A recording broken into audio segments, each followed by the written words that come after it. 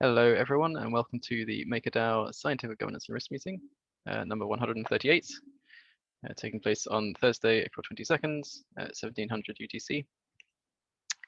My name is Long for Wisdom. I'm the governance facilitator at MakerDAO currently. I'm joined by a bunch of Maker people, both those heavily involved and those not so much. As usual, we've got an agenda to get through. Going to have some sort of general updates from the usual suspects. We'll kind of review the monthly governance cycle, or where we're currently at in the monthly governance cycle. I don't think we have any sort of specific segments or discussions planned for today, so we'll have the latter half of the meeting will kind of be open to discussion. Just to cover the preamble quickly, we like it when people get involved and kind of ask questions, make comments, so please don't feel shy. If we need to move on due to time, I'll let everyone know, so don't worry about that. All right, yeah, that covers my preamble. We're going to have Prose give the governance updates this week, given the fact that I wasn't here for most of the week. So Prose, you're good? Yeah, absolutely. Hello. Like Long said, he took some much deserved time off this week, so I helped fill in a little bit. Good news is the process went well, mostly uninterrupted operations, so we'll take it. We'll take care of a few governance housekeeping matters. Our latest executive did pass with some critical bug fixes that will likely be addressed later in this call. We still have 7 collateral Greenlight polls running for the next 10 days, so vote if you haven't there. And we did have 2 polls that did conclude this week before the call, both of them passing. That would be the Wi-Fi A liquidations 2.0 parameters and the MIPs monthly cycle. I believe on the MIPs monthly cycle, Long will be confirming them individually later in the call, and we're probably likely to get an update about the Wi-Fi A stuff as well. As far as the governance Gov Alpha core unit rather goes, we're making pretty good progress on the delegation front, looking into some snapshot voting implications and reaching out to interested parties who are wishing to be delegates. Likewise, good progress on the MIPS portal. We're looking to get some additional functionality there with filtering options. So if you haven't checked that out in a while, progress is coming on pretty nicely. And finally, just wanted to give an update on SourceCred, as well as a shout out to Matt from Success there for giving a really good forum post on asking about increasing the distributions. Basically, we work pretty closely with the SourceCred team on setting parameters and kind of having some forthcoming changes there. So it's really helpful to get your input on the forums. So if you didn't check out that thread, please do. But otherwise, that's about what's been going on in governance while Long's been gone.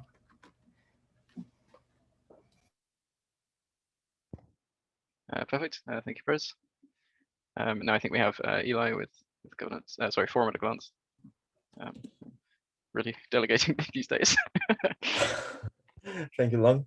I hope you rested. You sound rested, as someone pointed out. So my name is Eli. I'm doing the forum at a glance for you guys this week. First up, a 3-point summary. What do I need to know as an MKR holder this week? Well, you probably want to know that the MKR price hit an all-time high today with $4,878. The system surplus buffer is steadily filling up and now sitting at 26.7 million. And the total DAI supply is also growing, currently at 3.6 billion. On to announcements, the Liquidations 2.0 upgrade is now voted in. Feel free to check out the linked blog post to see what this means for MakerDAO and the community. And another post, Kurt and the smart contracts team go into detail regarding the reasons for the recent executive vote delay. On to active discussions. We have quite a few. First one by Seb Ventures with the first real-world asset operational, which is New Silver. The RWA team discusses strategy for 2021. Another one by Primosh, who presents an analysis of possible scenarios resulting from different Liquidations 2.0 auction durations. And lastly, one by El Progreso, who starts a discussion on various emergency shutdown attack vectors. When it comes to single requests, we have 2 ongoing, so please go to the forums and vote. The first one by Alexis, who is looking to adjust the PAX stablecoins debt ceiling, and secondly, one by Monet Supply, who is seeking consensus on reducing the liquidation ratio on the Uni V2 DAI USDCA vault. That's it for me. Thank you very much. Perfect. Thank you, Eli. Does anyone have questions for governance or yeah, me or Pros or Eli?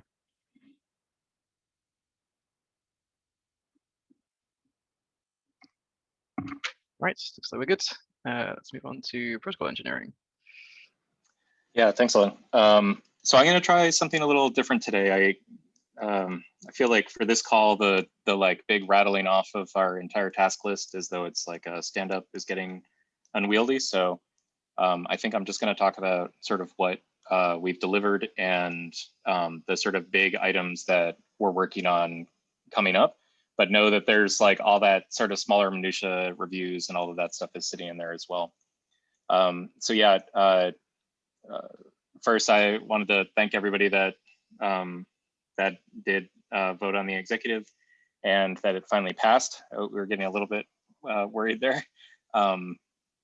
But that's probably like 12 months worth of work to finally ship Liquidations 2.0, tons of cross-team coordination, just an insane lift. There are commits in there from team members that left long ago, and so we're thankful that it's finally going out.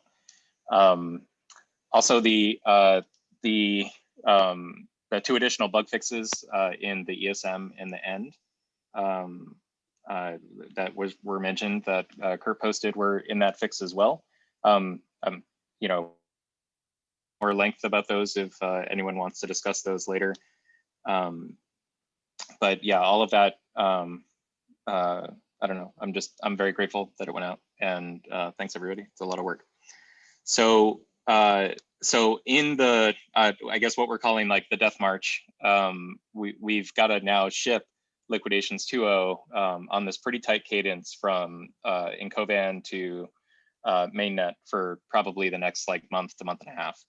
And so in that vein, we've currently put YFI on Covan, which is the second collateral, and we're beginning to construct the mainnet spell for it now.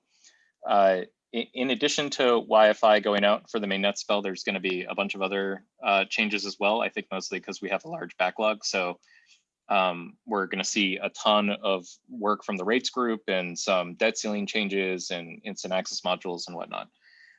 So all of that's going into that spell, and so that's a decent amount of work. And then hopefully on Friday we'll begin and deploy to Covan all of the ETH collateral types and WBTC in preparation for mainnet next week for those.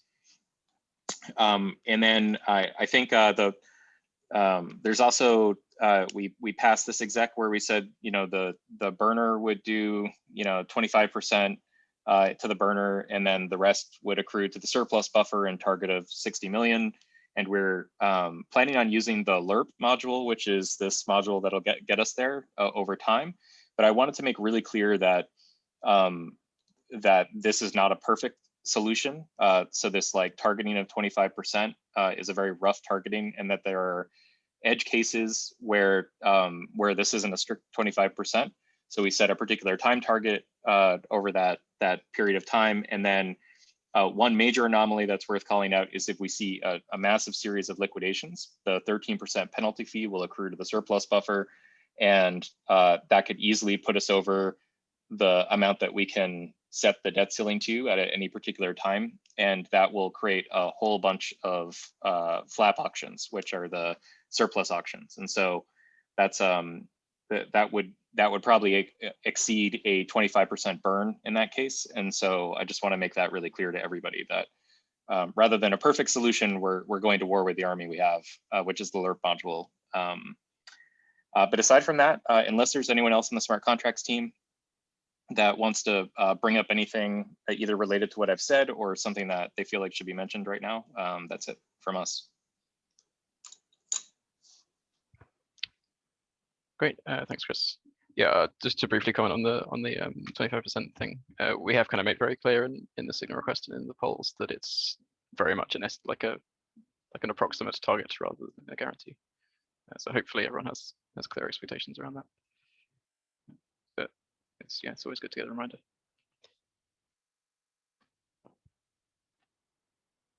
Right, so any other questions for smart contracts or protocol engineering, I should say?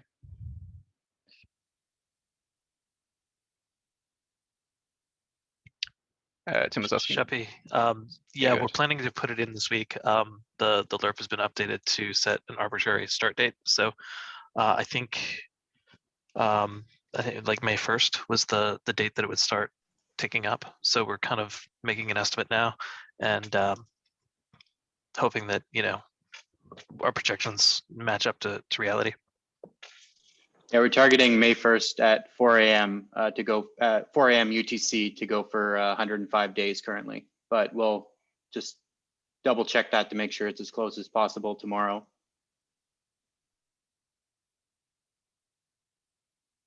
Thanks.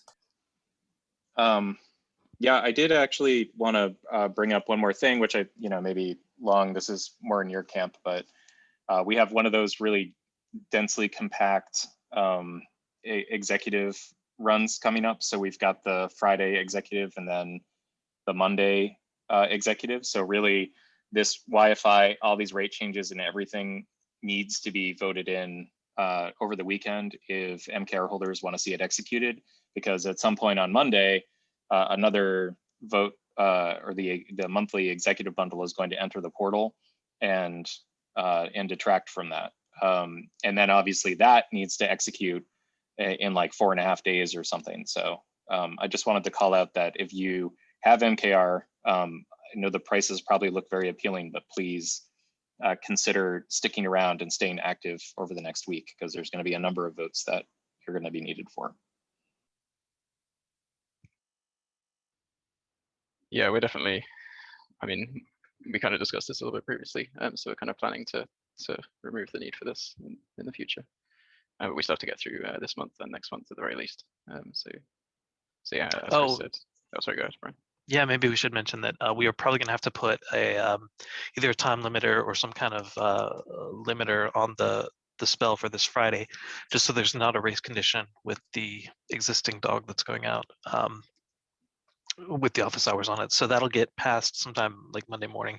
We just need to make sure that the spell that we deploy this Friday doesn't get deployed or doesn't get executed before the other ones. So there will probably be some sort of either version check or something like that in there that will just prevent that from being cast. So it may be a little bit longer than the pause delay is what I'm getting at there, just for safety. Yep, thanks for highlighting that, Brian. Hopefully it should just be something that you guys can take care of and we don't have to worry about, but yeah, it's good for people to know. Right, let's move on. Oracles, Nick, have you got an update for us? Yeah, kind of a quiet week. We're still working with DeFi Saver to get their new feed up and running. They just released a new feature that they've had in the works for quite a while, right? It's this for a combo style thing, right, where you can like compose transactions. So they're dealing with some bugs in production that they're kind of scrambling to fix. But definitely think we can have them up and running early next week and hopefully included in next week's executive. So that's exciting. I definitely think we should probably be looking to onboard like another feed, like another wave of like light feeds. Anyway, I kind of think that as the protocol, right, scales, right, there's more DAI supply, there's more collateral, right? You want to increase, right, the amount of kind of signatories on this multi-sig, right? And just increase, you know, the threshold for, you know, being able to launch an Oracle attack, right? Just make this coordination problem more difficult. So I've started reaching out to a bunch of projects that seem like they would be good candidates. So we'll be starting to see those applications kind of rolling in the next couple of weeks on the forums.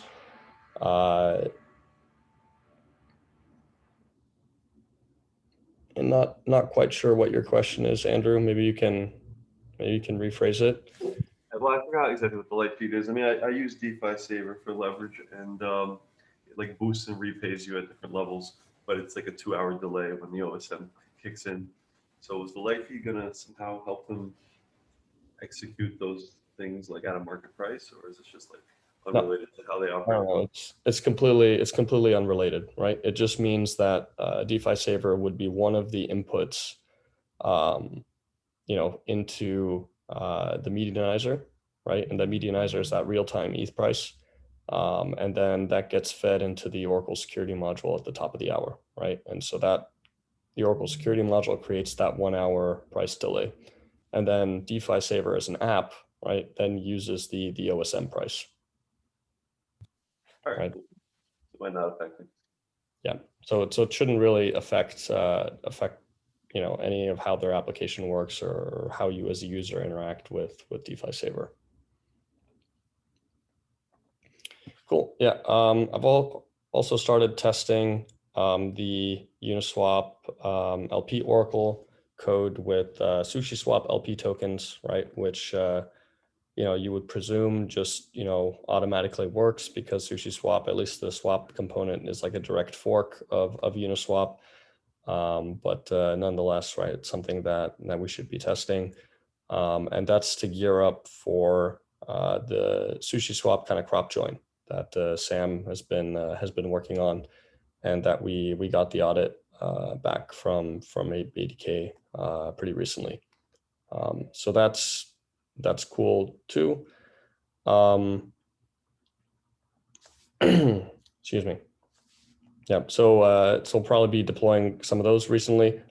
Sorry, in the near future. The other thing is that we need to do a complete redeploy of all of the LP token oracles for all of the Uniswap LP tokens that we've onboarded so far, right? Because they're all using the spec of the smart contract that we launched in late December with. And after the audit, we caught a couple things that we'd like to change. So we're kind of planning that transition to happen in the next few weeks. And I think yeah, that's it. That's it from my end. Hey Nick, I wanted to go back a few months ago when you brought up the raising the Oracle sensitivity for some of the collaterals. And I brought this up to Primosh about Link. I know you had mentioned it back then that they were one of the candidates, and he mentioned that they did raise it to, or you guys raised it to 4%, except for ETH, WBTC. Just wanted to give, if you could give us an update what's going on with that, and are we saving any money as far as those crazy fees you talked about in February? I don't have like hard numbers in front of me that I can give you right now, but just looking at the amount of ETH that's being funneled into the relayers, it's definitely decreased. So just to kind of validate a lot of your assumptions, yeah, we did raise the price sensitivity to 4%, right? Which means that the price has to change by 4% before we'll even update the medianizer, right? And we did that because right, just doing a 1% sensitivity, right, was just way too expensive. And yeah, and that's worked out extremely well, right? For things like ETH and BTC, right? We have 1%, and those vaults are rather large, right? So we probably do want the increased sensitivity on there. It makes sense. It doesn't make sense for all these other vaults, right? That are just like a sub 100 million. Got it. And I guess tokens like BAT and I don't know, I can't think of the other. Yep. Remains the same, or? All that other stuff is 4%. Okay, cool. Got it. Thanks, man. It's everything except ETH, BTC, and ETH BTC. All right. Thanks, man.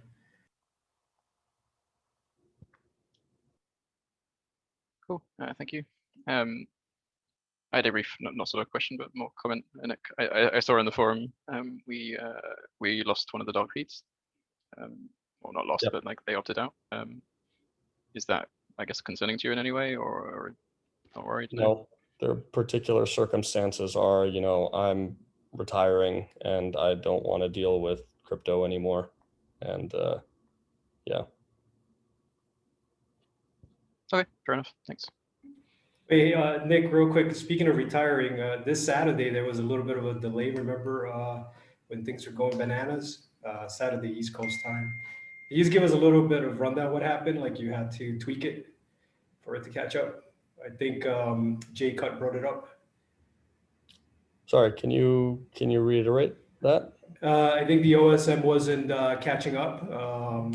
So remember when everything was dropping on Saturday? Yeah, I think it was basically just that the transaction to the OSM at the top of the hour just wasn't going through because of just the gas prices just spiraling. So even though we were increasing the gas cost of the transaction, right, it just took forever and a day to basically go through. We can just basically, try to be a bit more aggressive on the gas cost pricing, right? But it just comes down back to this like cost function, right? So the frequency of updates versus, you know, how much in gas costs you're willing, you know, how aggressive you're willing to be on gas costs to get it, you know, right on the dot versus how much money are you willing to save if you'll go, you know, plus 3 minutes, plus 5 minutes, you know, plus whatever. And I'm not saying we have it perfectly calibrated right now, but that's kind of how at least like I'm like looking at that problem. Okay, cool. Thanks, man.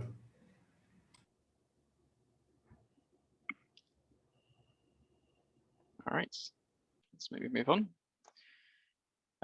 Risk. Primož, do you have an update for us this week? Yep. So 2 days ago, we published a post about some of the liquidations 2.0 parameters, specifically related to expected auction duration. That might seem a bit short to some people. So we made an analysis to show how potentially delayed bids could impact maker or vault owners. And we found out that even if auctions were to last up to 1.5 hours, in some cases even 2 hours, so if we would have, you know, more than 1 hour delay, maker would still be safe. So no losses for maker. But the larger concern really lies in, you know, how much of the over collateral value vault owners would lose if bids were to be delayed. And then we, of course, we show that there's the other side of this. So there's a trade-off where if we make auctions longer, maker and vault owners would get exposed to additional market risk. So there is this trade-off, of course. And so far, we haven't received any larger objections, according to the feedback, which means we'll propose similar set of parameters for ETH, 3 of the ETH vaults, and Red Bitcoin vault tomorrow. And this was also one of the primary reasons for this post, because we want to clear this out before we proceed to implementing auction parameters for ETH and Red Bitcoin, where of course larger value is at stake. I also want to note that there's one other reason why, you know, makes sense to propose the same set of parameters for ETH and Red Bitcoin as we did for Link and Wi-Fi, is because we may not want to create some kind of disorder between keepers when they set up their software to bid, at least in this initial testing phase. So in testing phase, probably better to have 4 parameters unified.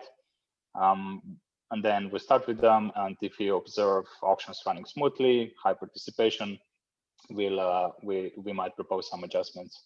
The only parameter where we already said we're going to make changes, of course, is the ilk haul, which is the amount of pending auctions per particular collateral asset. And then I think Chris already mentioned we had a debate among mandate detectors about increasing the surplus buffer with the LERP module. We might potentially hit it in about 8 days, maybe even sooner, if we have some liquidations. And my suggestion was to enable it already this week, so tomorrow, because of the the issue that actually Chris mentioned. So if you have a large liquidation event in front of us, we could collect million of fees or even more. And then I think there's about 400,000 of fees, just from stability fees on daily basis. And this would all go into burn on the same day.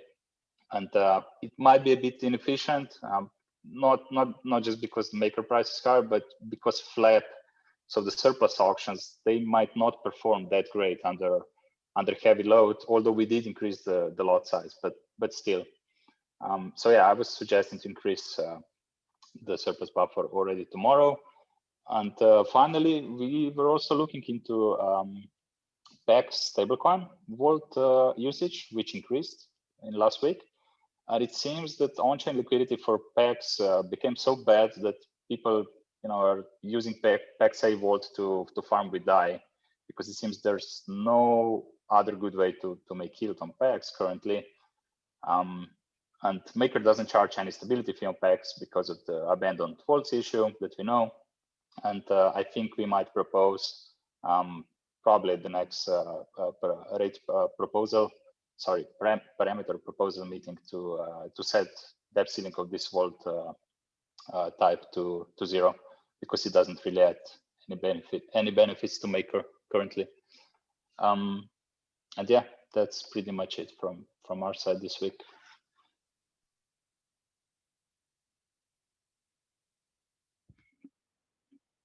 Great. Thank you very much. Anyone have any risk-related questions?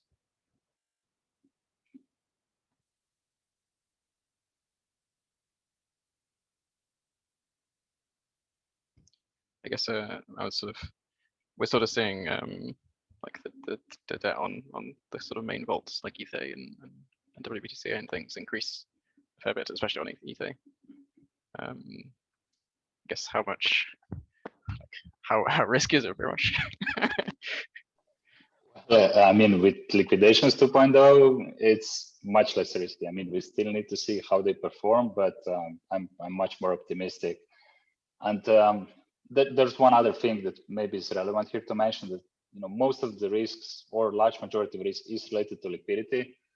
And because Ether price went higher and there's more farming, there's more DAI on the centralized venues, this risk is getting lower. So even though we are seeing increased exposure, the liquidity metrics are much better. So it's kind of correlated. It's better in that sense. But yeah, it pretty much all relies on liquidations 2.0, I would say. And of course the crashes. Yeah. Okay, cool. So I guess that brings to a related question, which is maybe more smart contracts. But like, given that like we're not kind of guaranteed to see liquidations for Link or Wi-Fi before, I guess, the point where we vote on Ether and WBTC for liquidations 2.0, are we going to wait until we kind of confirm that things are working with Link and Wi-Fi before pushing liquidations 2.0 to Ether? I would love that, honestly. We're kind of right now working on this governance schedule that's not entirely our own design. So maybe that's a question that we ask the broader audience. Can we wait? I think there's a lot of concern that there's going to be some large market drawdown here in the next month or two. So I don't want to time the market, but it depends on whether you want liquidations 2.0 in place before or after that. But we can easily test the liquidations 2.0 on mainnet, right? It costs a bit of money, but opening a vault, making it risky enough and liquidate it.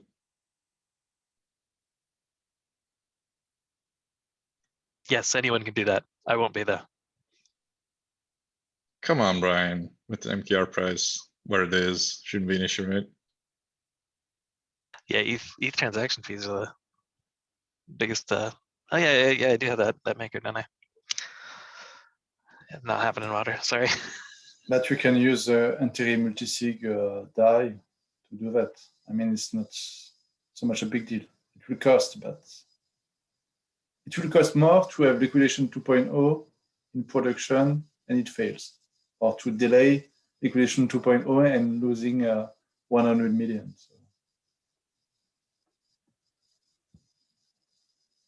Yeah, I mean, we've discussed doing some mainnet tests with the integrations team just to test their keepers and the system and the UIs that we'll have in place coming down the line. So I think that's a good idea for us to do. I can work with integrations and communicate to you guys what our plan for that is.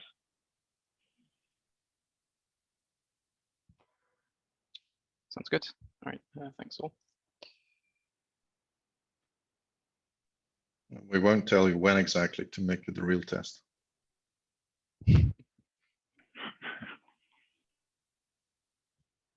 All right, reward finance, Seb, update.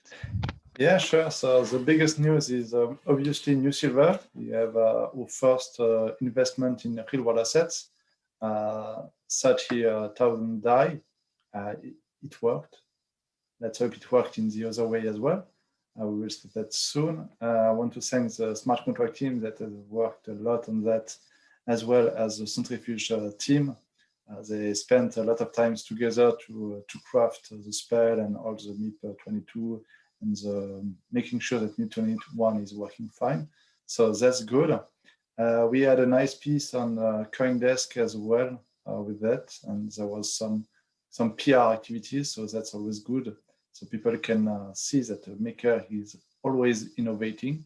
So we did innovate with the Uniswap LPs earlier this year, now with real world assets. So I'm just expecting what next. On the other real world assets, but mainly on the ones that are based on the trust solution, we are still waiting for Matthew to release the last pieces on the 6S collateral. And we are making progress as well with Solar X and Reno, because they work together to find the best solutions. They are exploring other solutions based on collateral agents, stuff like that. And I want to thank Christian that is helping us a lot, a community member, as always, saving the day and providing good feedbacks and good insight and much needed expertise on that, because the subjects are quite technical. And we are preparing as the next batch of real world assets. This will be obviously after liquidation 2.0, after delegation, because obviously vote delegation is more important. But we are working to have one batch of collateral of centrifuge assets, making more than one collateral in one executive for centrifuge, because those are just copy-paste collaterals. And we have a bit less visibility for the trust-based collaterals, Solar X and Reno, because I think success will be done quite soon. And we have a wide deadline for soft deadline, I would say, for Solar X, the solar farms. That should be done for end of June, because they need the financing, the equity, the sellers, because those are properties they buy to farmers. So obviously you cannot make the farmers wait for years. They don't have a strategic patience. So yeah, that's about it. And we're working to put those the schedule in place to present it maybe next week. So if you have some questions, feel free.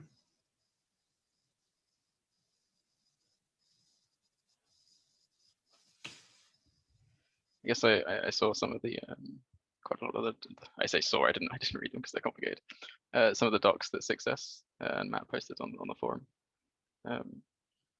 I guess how are things going tackling those? So yeah, so I'm also, so it was delayed a bit this week, but we are hiring a law firm which is called Arnold & Porter. They have a partner which is in New York that has worked on a lot of asset-backed securities and all those collateral agents, trust, they know that stuff. So they will help us on this one. But we still need to have everything because if I'm correct, we don't have the trust agreement, for instance, last time I checked. But there is maybe too much activity on the forum, so sometimes I'm not on top of everything. And yeah, and we are reading, and you can be sure that Reino and SolarX are proposing another set of documents that are as long as that, as well. So we are reading a lot of pages of legal documents. While I encourage the review, I do encourage the community to appreciate the notion that all of the transactions come with a legal opinion to ensure enforceability. So the salient points related to the business terms should really, really be the focus. The legal opinions are what the community and I, as well as the trust companies, are relying upon.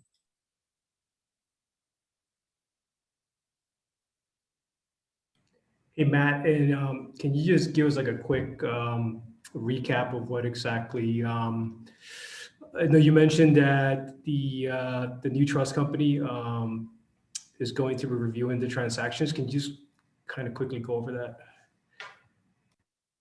When you say the transactions, you mean how this whole concept in general flows? No, on the blockchain, sorry. Making sure that, you know, DAI is moving from one contract to another. Yeah, no, the piece that they're going to be monitoring really will be the liquidation status of a given vault, the debt outstanding, and the debt ceiling to govern largely their decision-making with regard to whether or not additional credit can be extended or how funds get returned or if a vault needs to be liquidated. They're not really participating in the process of DAI being drawn or DAI being returned per se, but rather how they handle as the trustee over the trust.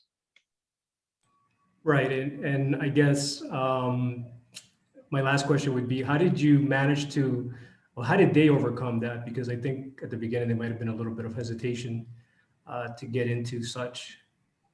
You have any color on that? Strategic patience. Good answer, all right. Yeah, but in general, the way this, just as a big picture, and I'll be exceptionally brief on this, the way this big picture works is that we trust the trust. We trust the trustee. That's the notion of it. And there is a credit agreement that would be executed between LendCo and the trust. And transactions that fall within the box, within the scope of the credit agreement, are things that could be lent against from the trust to the LendCo. If it doesn't fit within the box, the trustee won't extend credit. Cool. And yeah, and I just wanted to get that, you know, on air, so to speak, because I was on Telegram, you know, always lurking, and saw a lot of folks really making a lot of buzz about this deal with Centrifuge, and saw a couple of folks argue like how it could be done through, you know, a trust company, or how Centrifuge is doing it, or just how to get RWAs into the blockchain. So I think it was cool, and my first thought was like, damn, I wish Matt was here so he could like break it down for them and help them out. Bring new and interesting things into the blockchain. So, well, I won't speak for Centrifuge, but and I'll speak only for 6S on this notion. I would say on all scenarios, we're in the V1 version for all of us. Everybody will evolve the structure. It'll probably take 3 total iterations before we get to a place where all structures are harmonious and we know exactly how we're working. We're going to get to a place, I hope, where, as Sebastian alluded earlier, where he's getting different variant versions of documents, where it turns into there's the version we're going to accept, and then there's the versions you need to change it to so that we will accept them, like we just mentioned. And it ultimately needs to get streamlined with whatever structure we put together for all of us. Yeah, it's just caused a lot of excitement, so it's good stuff.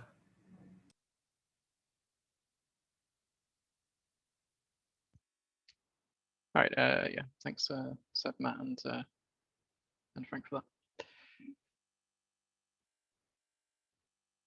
All right, let's move on. So operational support.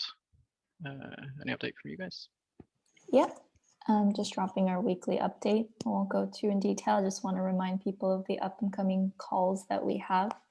The Know Your MIP direct deposit module is coming up next week. Pretty exciting.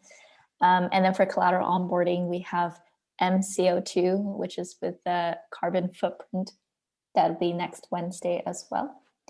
And then last week we had a few calls from the Launchpad series, which was governance communications and the sustainable ecosystem scaling. Both have links to the recording, so you can kind of get to know what the core units are about and what kind of questions people asked. And then we did the first series. I just want to bring the link back to people who missed it, a deep dive into some of the real world assets team and their work as well. And then while we had last week, Bitwage, which is kind of like a payroll invoicing, we'll also have Request Network this tomorrow, actually. They're super eager to have a lot of core unit facilitators who are interested in using how to best use their products. So feel free to jump into that as well. Just finished an AMA for them. And then lots in core units in formal submissions and RFC and so on. I wanted to just bring out one interesting topic of conversation that Seth brought up, which is around intentional organization and what we can do to communicate better in the DAO. I think we're growing all the time, and communication is definitely one of the most important but also challenging aspects of any community. So feel free to put your ideas. If you disagree, that's great too. Part of it is just that we're trying to figure out something that works for our community and how we might communicate better. That's it for us. We're winding down quite a bit as the kind of new merger will emerge. But feel free if you guys have any questions to ask.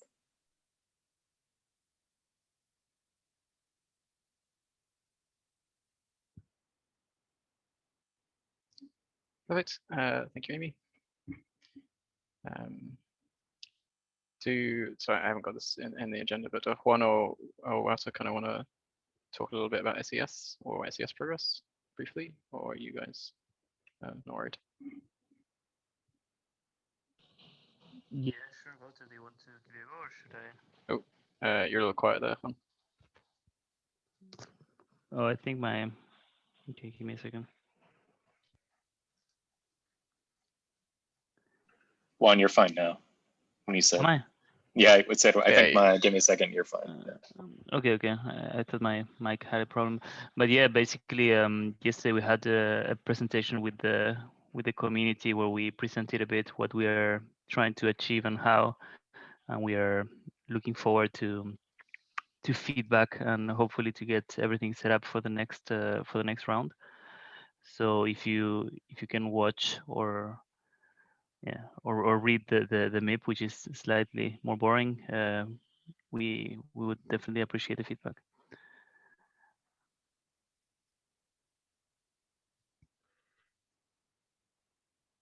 All right. I think that brings us to MIPs.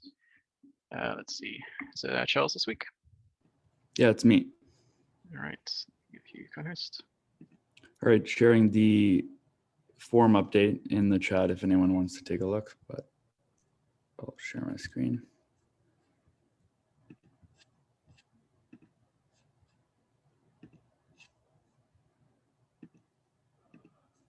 All right, so a pretty quick update this week. Monday, we had the monthly MIPS governance poll go live at 4 p.m. UTC, and it ended just an hour and a half ago. And the result was favorable. So the governance poll has successfully passed pretty unanimously. Just one person abstained. The rest was all for yes. So today we're gonna have Long just perform the typical governance poll review to highlight the outcome and confirm that the MIPS and sub-proposals in the governance poll will be included in the final executive next Monday. So next week will be the beginning of the last week of April's governance cycle. The executive vote will go live on Monday and be active for 4 days. So if that executive doesn't pass after the 4-day limit expires, it does mean that the proposals will effectively be kind of rejected from that month's governance cycle. So once it goes up, don't forget to vote.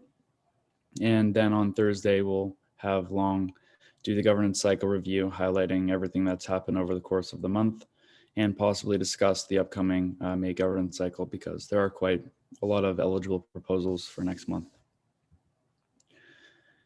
In terms of some other updates, we have the community Greenlight polls. There's 7 of them. They went live on Monday, and they'll be running until May 3rd. So also don't forget to vote for those.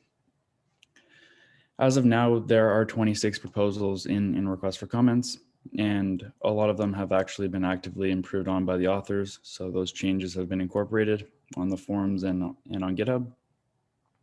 And most of these proposals are eligible for next month's governance cycle. So we could see a pretty big inclusion of proposals next month, which is exciting. There were no new proposals submitted this past week, but there was one new proposal idea in the forums for basically renominating the MKR token to aid in the adoption and increase the overall backstop potential. There's a decent amount of activity in that, so if you are interested in checking it out, it is on the forums. I can also drop a link to it. But yeah, that concludes my summary today. And yeah, I'll pass it off to Long to do that governance poll review. Great, thanks, Charles. So yeah, just to confirm, the governance poll passed. All the inclusions will continue to the executive vote on Monday. So this includes core units for content production, growth, protocol engineering, and the swag shop. There's also a declaration of intent proposal for Eurodai, and a number of amendments to various MIPs, including MIP 4, MIP 9, and MIP 0. MIP 0 amendments are pretty minor. The MIP 4 amendments are a little bit more involved, but also not groundbreaking. And then the MIP 9 amendments are just adding, setting it so we have Greenlight polls twice a month rather than once a month. So yeah, looking forward to seeing all those in the executive on Monday. I believe we'll also be doing some of the budget distributions on Monday as well, at the very least for protocol engineering. Possibly the other core units as well, but I need to speak to them first. So yeah, I look forward to, well, look for that on Monday.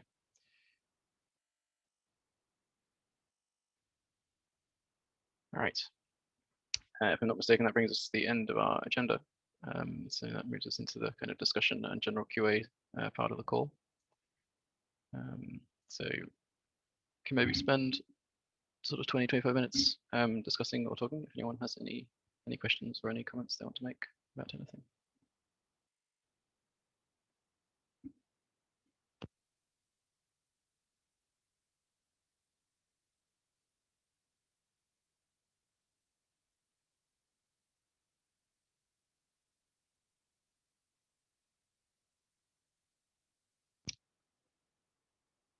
It's funny, I used to make fun of Rich for the whole awkward silence thing, but it really gets to you when you're the chair. All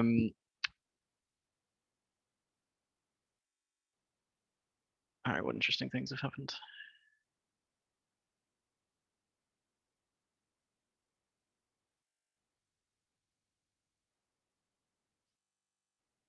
Oh yes, that's good. Yeah, thanks, Chris. Yeah, Chris, do any of the smart contracts people want to speak about the end bug fixes at all, or would you kind of rather not go into detail just yet? I mean, there's a pretty detailed forum post up, so you know we can certainly go into detail here too if people want to talk about it. Maybe I'll give the super high level overview in case anybody's not caught up on the news. Shipped with the liquidations 2.0 spell that just got voted in were some bug fixes to the emergency shutdown module, or ESM, and also the end module, which is the smart contract that orchestrates the whole global settlement process after an emergency shutdown. So those were two things that had to be replaced anyway with liquidations 2.0. And in the process of scrutinizing them, we found some issues. First of all, with the emergency shutdown module, it didn't revoke the access of governance to certain aspects of the system, which would mean that if it were triggered, I'm sort of assuming people know what the emergency shutdown module is. I guess maybe I should clarify that too. The emergency shutdown module is a thing where if you dump a certain amount of MKR in, you can shut down the system. The intent of it is to be, well, it has two intents. One is for an honest minority to defend against some malicious majority in governance. And then the other usage would be if there's a critical bug in the system and you just can't patch it safely, it's too dangerous to even try a dark spell or something. Some minority of MKR holders could be notified and they could trigger the ESM and things would hopefully, safely shut down, right? So it had those two intents, and it didn't work very well for the first one of like defending against the malicious majority because there was still some access governance retained to the system. So that was the fix we did there, which was to, kind of completely shut governance out if the ESM gets triggered, which, is largely an improvement. The like one edge case where it's not an improvement is if there's some sort of bug in the emergency shutdown process itself that governance could theoretically intervene and fix, which turns out was exactly the kind of bug we found in the end. So we had to fix it at the same time. So the end had a bug where if there was a certain amount of collateral kind of reserved to cover DAI, and that exceeded a particular value, you'd get an overflow and the end process would get stuck. Like I said, governance could have stepped in to fix that, but since we were changing the ESM to completely shut governance out after a shutdown, it was very important to fix that bug in the end as well. So that was addressed with a small tweak to the math.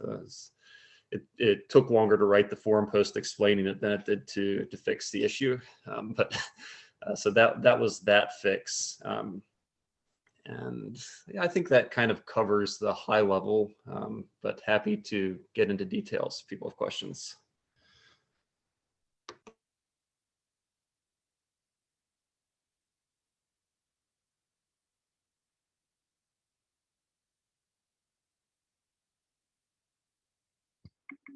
Yes, so I guess I think the forum post kind of talked a little bit about some of the kind of future mitigations to kind of pick up these sorts of bugs sort of earlier. Do you want to sort of maybe briefly summarize those? Yeah. So to answer the question of how were these caught in the first place and why weren't they caught sooner, and there will be full postmortems at some point in the near future. We're a little bit oversubscribed at the moment, so I don't want to promise exactly when they'll come, but coming soon, TM. But how were these caught? The ESM bug was just sort of caught through, I forget exactly the discussion that led to it, but basically it was some discussion we were having about how it worked as we were looking at it to redeploy it, and we figured out like, oh hey, here's an issue. So like it would have been great if that could have been caught a lot sooner. And that kind of comes down to there just wasn't like a good enough specification for the ESM originally, and it would have been, well, it was also around the time that like the system was kind of first being deployed, and so the governance system wasn't even necessarily well defined or finalized. That was still a time when we were like, well, maybe there will be like several pauses, and maybe there will be in the future. It'll keep evolving, but so the sort of lesson from that one is you need better specification up front for the requirements of these things. And then of course we can, add test coverage for that now, which we have. Then for the end bug, why wasn't that one caught sooner and how was it caught now? It was caught now because we were writing tests to do the emergency shutdown process with the link A executive applied. And we, by doing those tests, we said, oh, hey, they're getting stuck and they're not working. Why is this reverting? And that's how we found it. So then the question becomes, how could you find that sooner? We have a few different things we want to do. One is, kind of continuous integration tests that are running all the time against mainnet state, or not all the time, but periodically. Right. So if we had those before, then we could have kind of caught this bug, as soon as we got, more than a certain amount of DAI from ETH, for example. And that would have been good. Then there are things we can do even earlier in the process, where like you could have added, formal verification things where you say, here are the expected magnitudes for values in the system, and then run some automated checking tool that says, okay, do any of these intermediate calculations, overflow and revert if the magnitudes are in those expected ranges, right? So that's another thing we want to do. More generally, we'd love to be spending more time on kind of security and safety work, and there's been a nice big roadmap published for that that you can find on the forum as well, and it's linked from the ESM plus end disclosure post. And I'm hoping that we can use these issues as motivation to invest more in those upstream activities, and be a little bit less rushed of just like get everything out at once. Awesome. Yeah, thank you very much for that summary, Kurt. That's great. Yeah, I think I kind of read the post sort of talking about the sort of having continuous integration tests for like Shutdown, and I guess for other stuff as well. And that sounded like kind of really good idea to me. That's cool. I kind of like the idea of just having like a sandbox somewhere running, like constantly shutting down the protocol to make sure everything works. Running against the current state and values on mainnet, because you might say, well, wasn't emergency shutdown tested before? Well, it was tested. It was tested in unit tests. It was tested on Kovan. It was even tested on mainnet. Actually, we did like a sneak deployment of MCD before the official one and shut the whole thing down just to make sure that it would work end to end. But this was a bug that only surfaced when you got a certain amount of collateral in the system, and all those tests were done with values that were too small to trigger the bug.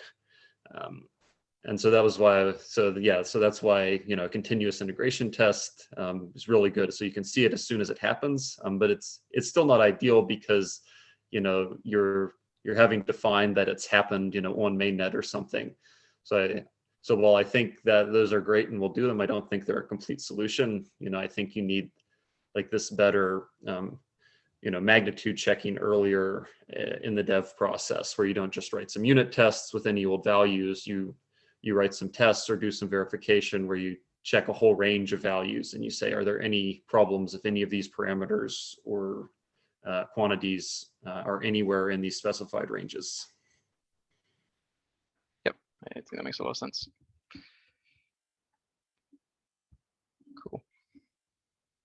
Anyone have any sort of further questions, comments? Kurt? Yeah, I'll call out in the sidebar that I didn't mention during the segment, but we have a full response to the MIP 45 audits that was posted in the forums today, also primarily authored by Kurt.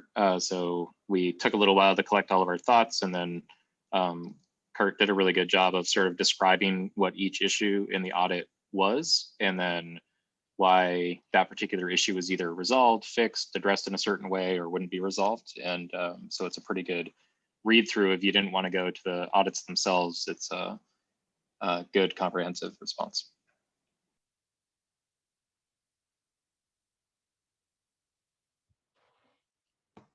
Yeah, maybe since Chris mentioned that, I'll say that in the course of the audits, there were no like super severe bugs found. There were a couple, I'd say 2 or 3 that were fairly significant, of course fixed.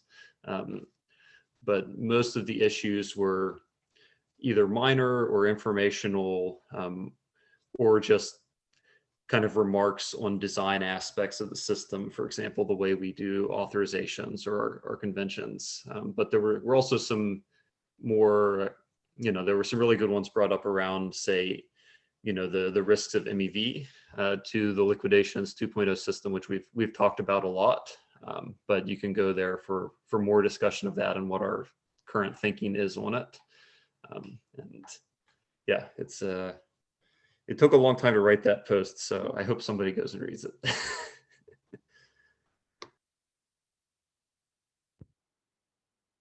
Yeah, I think I'll read it at least, or I'll try and find time to read it. Sure, I'll manage. Or at least look for the interesting sounding issues or something.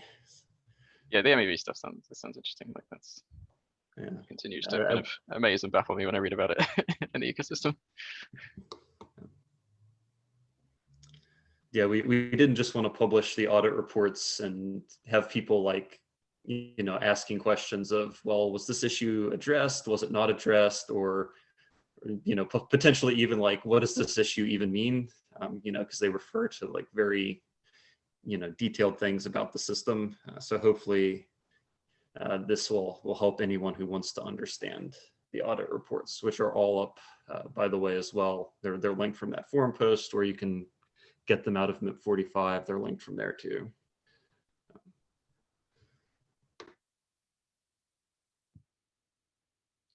Great. All right. So to maybe, I guess, change the subject slightly, if no one has anything, any other sort of questions or discussions they want to bring up.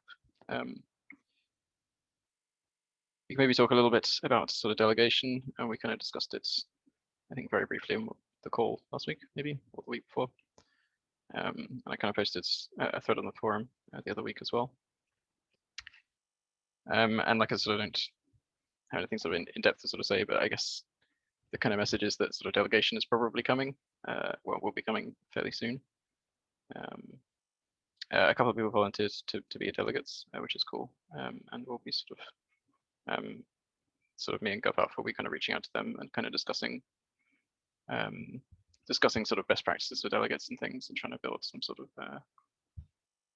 you know, kind of collaborative set of kind of goals of what we want to sort of achieve with the sort of delegates or the delegate system. But I kind of want to give sort of people a chance to kind of I guess ask questions or kind of you know, share any comments they have, or if any of the people who did volunteer to be delegates want to kind of briefly sort of speak, then feel free.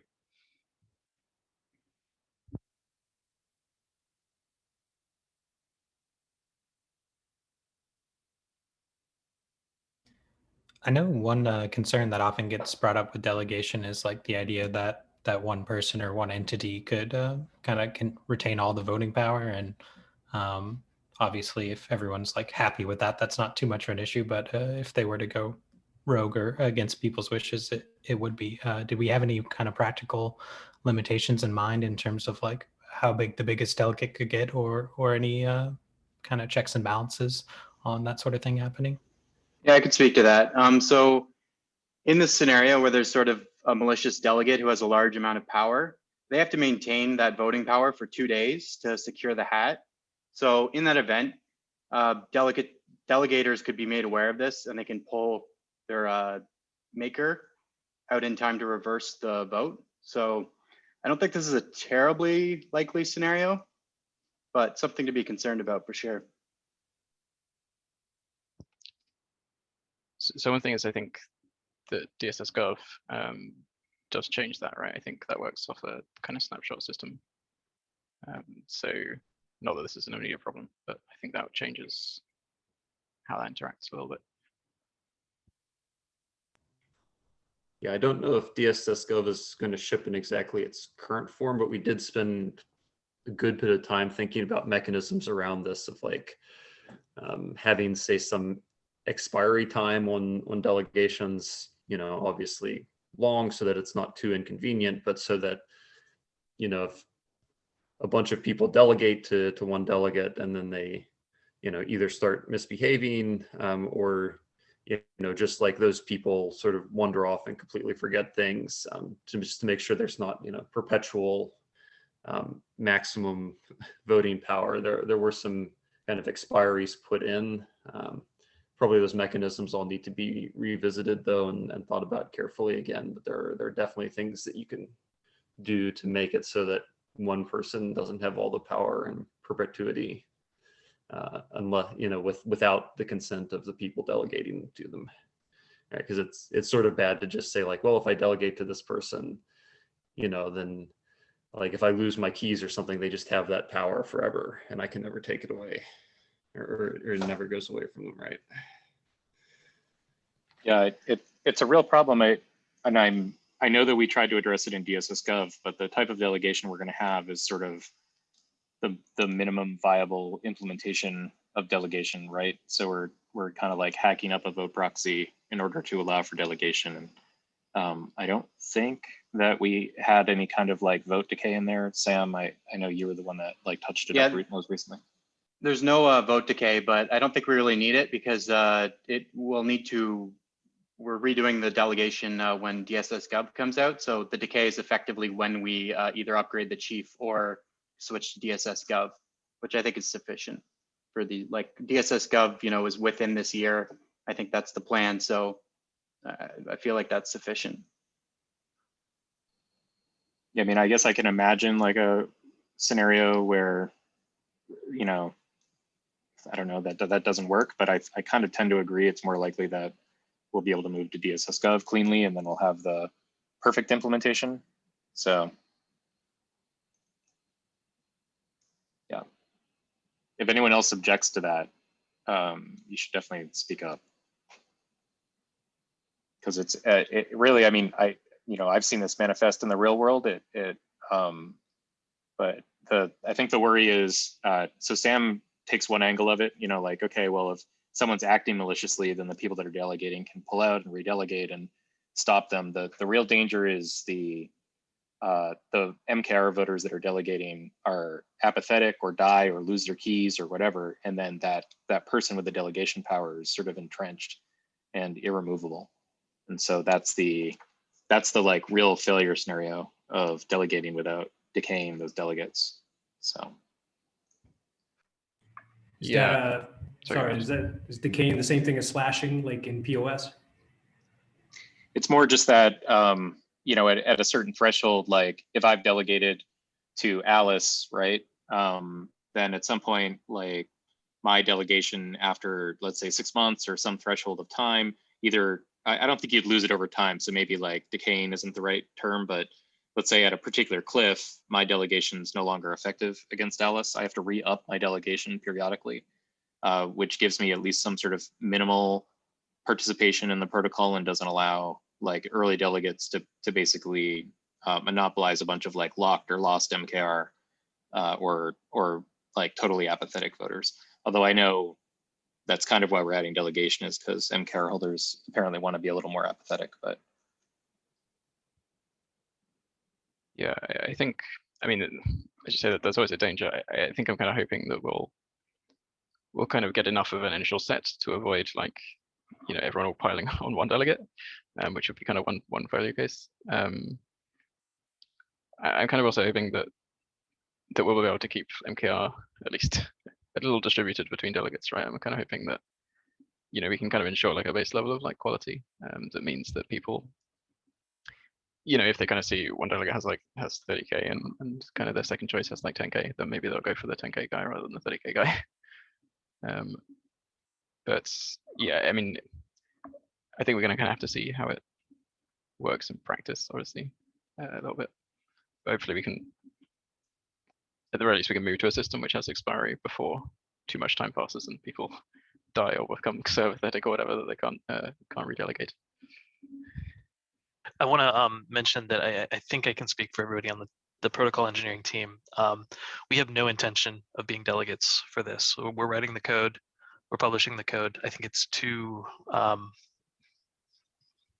much power in our hands if we were also delegates and executing the code as well. So this is entirely in the hands of the community.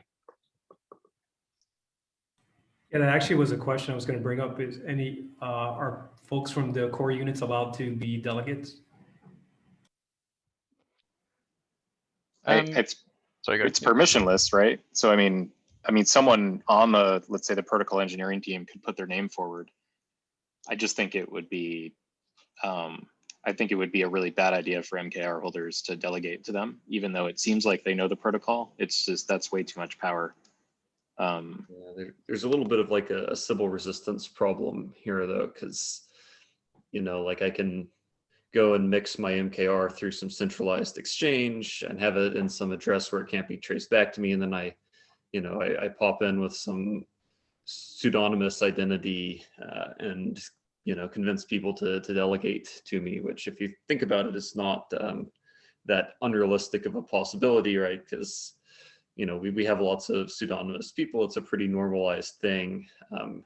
And so you can never like guarantee that you're not delegating, to someone who is actually, a core unit member or facilitator or something. I don't know, Kurt. Like, I don't think that's the end of the world, because if you're not using your identity as a core unit facilitator or member, maybe it's not that big of an issue, because you've got to build up a separate reputation. I honestly, I have no intention of doing that, but I'm not even saying it's a problem. I'm just saying that it was just suggested that. Yeah, I'm just saying that you can't avoid that sort of scenario. You also can't avoid collusion scenarios where somebody comes up and says, "Hey, I'm a completely different person. Delegate to me," and they have a real identity, but in actuality, they're just taking direction from somebody who is. So there's like a Byzantine element here to it that you can never totally exclude. But so just to speak a little bit for that, if you don't mind, Kurt, we're kind of planning to have GovAlpha do like some level of like verification of delegates that are willing, right? So, I mean, obviously we're not going to force anyone to do it who doesn't want to. But there will be a point where we sort of start saying like, okay, yeah, someone from GovAlpha has spoken to this person, and it's kind of confirmed that they don't sound like anyone else who's kind of in the sphere, right?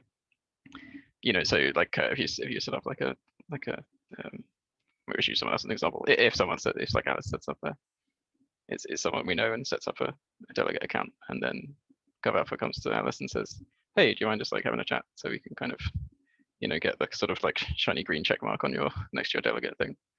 And Alice says no, or we speak to them and then it's fairly obvious who they are. Then we don't like give them that check mark or whatever, right? And that doesn't kind of really deal with the issues of collusion you brought up, right? Because there's always the risk if GovAlpha is kind of attacked or it's malicious or whatever, then that kind of goes through. But it's maybe slightly safer because it kind of requires two parties to kind of go rogue rather than just one.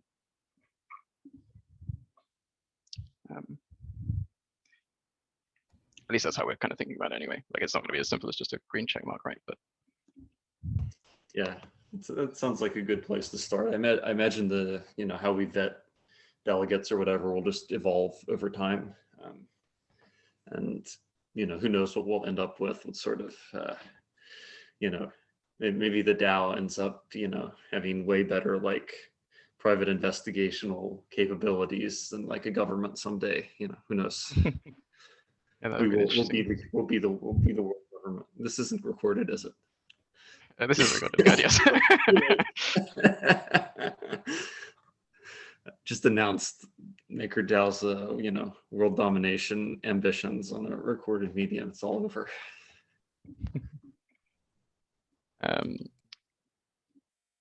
Yeah, sorry, if anyone wants to see comments, feel free. I know SES brought up on their core unit call the other day a vision of like almost having like parties as delegates. I wasn't sure if any like work or visioning has been done in that, other than just like that's a place we'd like to get to. That's where things inevitably end up, right? And you're absolutely right. So there are three models that we discussed, three bottlenecks for scalability that we're looking into and trying to develop some vision around, like what things could evolve to. And yeah, we have decentralized work, decentralized workforce, and then the decentralized capital allocation. And it was in that context that it came up. And the idea would, so the issue that, one of the issues that we were addressing is that MTR holders have a limited bandwidth, and as the ecosystem scales, you can't expect MTR holders to keep getting involved in the nitty-gritty and do the micromanagement of agreeing to every little budget and every little thing. So it would become a full-time job to, on the one hand, have a vision as to what the priorities should be that the DAO should be working on, and then on the other hand, figure out which work that is happening, where the capital needs to be allocated, which work needs to happen in the DAO, and therefore needs to be funded in the DAO to make those objectives happen. and then of course also check up on the quality that the main teams would be delivering on. And the last element that was mixed in there is the need that we will soon see, I think, for budget limit, because right now it's like a buffet where we're adding tasty core units to the budget, and we assume that we'll never see the limit of it, but sooner or later we will get there, and then the question will be how do you prioritize between different core unit works and budgets. So having a limited set of groups that would develop each their own vision and priorities for the DAO, and then have these people work full time, or even with a team maybe, to figure out how capital should be allocated to reach those goals. That seems, while they work within the limits of an agreed upon budget cap, that seems like a good model that improves a bit on the core unit model that we have today, and at the same time is very compatible with it, so you can like gradually evolve into that. And putting the allegation in place is the first step to get there. So yeah, definitely excited to further work on this and create more documentation around what this could look like in the future. But for now, it's pretty high level and long term. So I wouldn't want to influence the immediate discussion around delegates that is needed right now too much with the long-term vision. But we definitely, yeah, we're working as fast as possible to get something presentable that would include a bit more detail. But if you are interested in that discussion, then please have a look at the recording of the Launchpad session, because that's exactly what we talked about, and that we will be talking about, no doubt, much more in the future.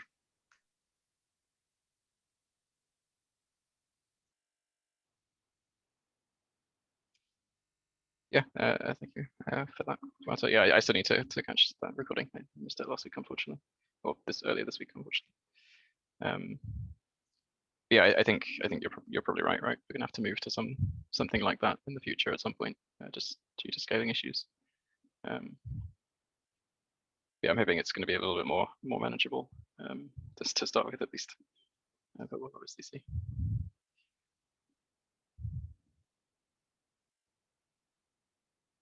All right, we're getting to a point where we could think about wrapping up. Does anybody have any last comments or questions or anything they want to ask? Long, any news on the working group for the maker compensation? Yep, that's a good point. I had not mentioned that for a while. So I started talking to the group. We're going to set a time to meet some point next week.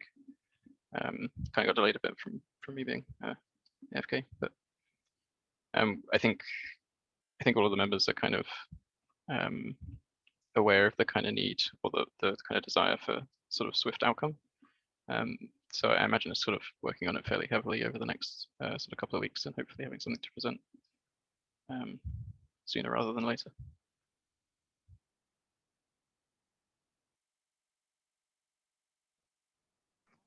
Sounds good. Thanks. No worries.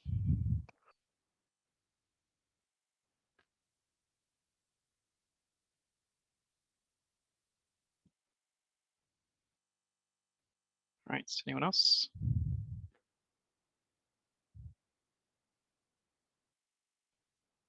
Does someone maybe want to do a sort of a reminder of the meetings coming up? Juan or Amy, maybe.